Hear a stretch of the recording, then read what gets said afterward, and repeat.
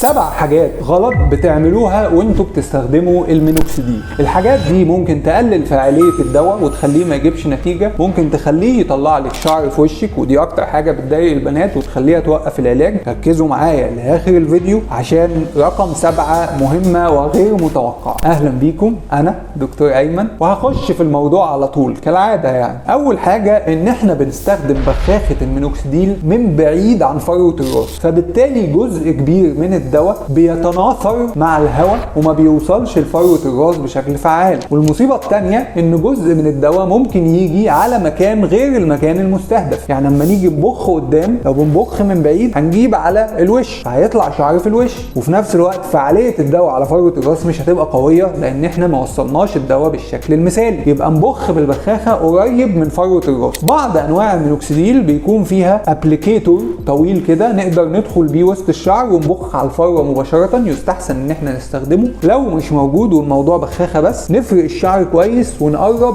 لفروة الراس 1 أو 2 سم بالكتير ونبخ على فروة الراس مباشرة، وندلك الدواء بحركات دائرية بعد ما بنبخ.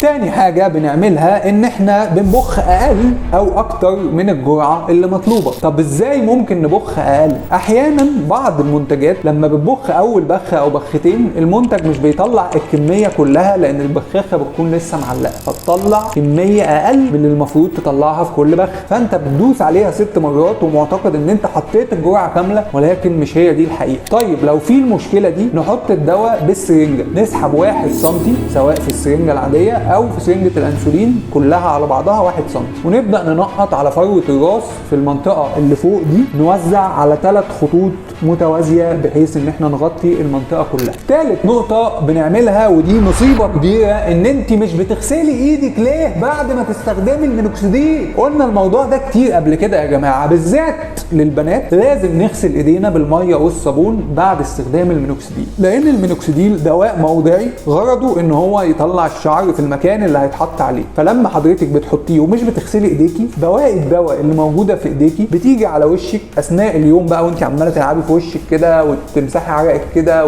وتدعكي في عينك كده، فيبتدي الشعر يطلع في الوش فتفتكري ان ده من الاعراض الجانبية مع ان انت بتستخدمي الدواء غلط. يبقى نغسل ايدينا كويس بعد استخدام المينوكسيديل. رابع نقطة، ارجوكي ما تحطيش المينوكسيديل وتنامي على طول، على الاقل يبقى في 2 ساعتين فرق ما بين وضع العلاج ووقت النوم. ليه؟ لان حضرتك لو ما بتحطي الدواء وتنامي على المخدة بتمسحي الدواء كله في كيس المخدة وتقعدي تقلبي بقى طول الليل كده اهو كده اهو كده اهو وتملي وشك مينوكسيديل وتطلعي لنا بقى بشعرك في وشك وتقولي لنا الدواء ده وحش محدش ياخده وبيطلع شعر في الوش ومش عارف ايه. هو انت اللي بتحطيه وتنامي على طول؟ تعصبونوش بقى.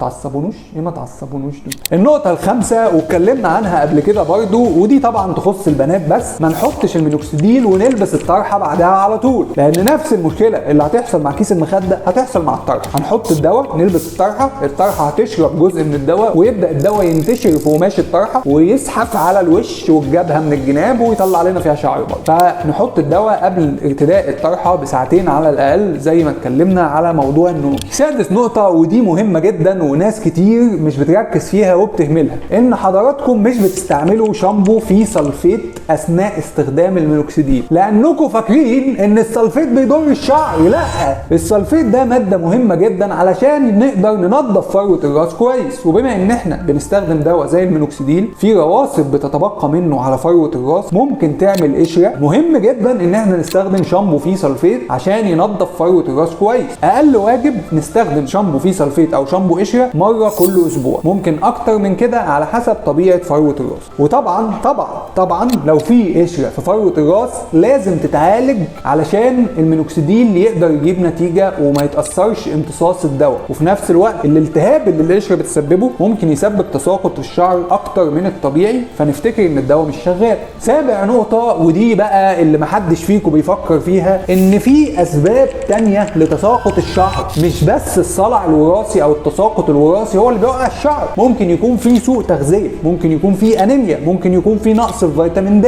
كل الحاجات دي لازم نعالجها في نفس الوقت، لان احنا لو استخدمنا المينوكسيديل بس والمشاكل التانية دي لسه موجوده، اكلنا زي الزفت وعندنا انيميا وفيتامين د واقع وصحتنا النفسيه متدمره، الشعر هيفضل يقع برضه. هيتحسن بنسبه بسيطه لان احنا بنستخدم علاج، ولكن مش بالنسبه اللي انت عايزاها او اللي انت عايزها، فبالتالي هتفتكر ان الدواء ما بيجيبش نتيجه. يبقى نصلح كل العوامل، لان مشكله تساقط الشعر مشكله مركبه وعاده بيكون ليها اكتر من سبب. وعلى الهامش في نقطه هنقولها في الاخر، وهو ان بعض الناس بتبقى مينوكسيديل نون ريسبوندرز، يعني بيكون عندهم تاثير المينوكسيديل اقل من بقيه الناس، ودي حاجه ما تقدرش تغيرها ولا تقدر ان انت تتوقعها قبل ما تستخدم المينوكسيديل. طب الناس دي حلها ايه يا دكتور؟ حلها الاولاني والبسيط اللي موجود دلوقتي، ان هم بيستخدموا علاجات مكمله مع المينوكسيديل، مش المينوكسيديل بس، على حسب سبب تساقط الشعر، سواء جلسات ميزوثيرابي، حقن بلازما، ادويه مقويه للشعر وفيتامينات وحاجات زي كده. والحل الثاني اللي الدراسات والابحاث مؤخرا بتتكلم عنه، ان احنا نستخدم تركيزات اعلى من المينوكسيديل، ممكن توصل ل 10 او 15% في بعض الدراسات اللي اتعملت، واظهرت ان ده بيحسن النتيجه في الناس اللي ما بتستجبش للمينوكسيديل 5%. ولكن على حد علمي البسيط مفيش دواء في السوق المصري فيه مينوكسيديل اكتر من 5%، بيكون متوفر في صوره تركيبات، ممكن نسال الدكتور عنها ويقدر يوجهنا نجيبها منين وازاي، وممكن دي تحل لنا مشكله ان المينوكسيديل مش جايب نتيجه. اتمنى يكون الفيديو عجبكم، واتمنى ان احنا نتعلم من ال7 نقط اللي قلنا عليهم. لو عايز تعرف ايه هي الخرافات اللي انت بتسمعها عن المينوكسيديل واللي غالبا مش صحيحه ومخوفاك منه ومفكراك ان هو هيوقع الشعر، اتفرج على الفيديو ده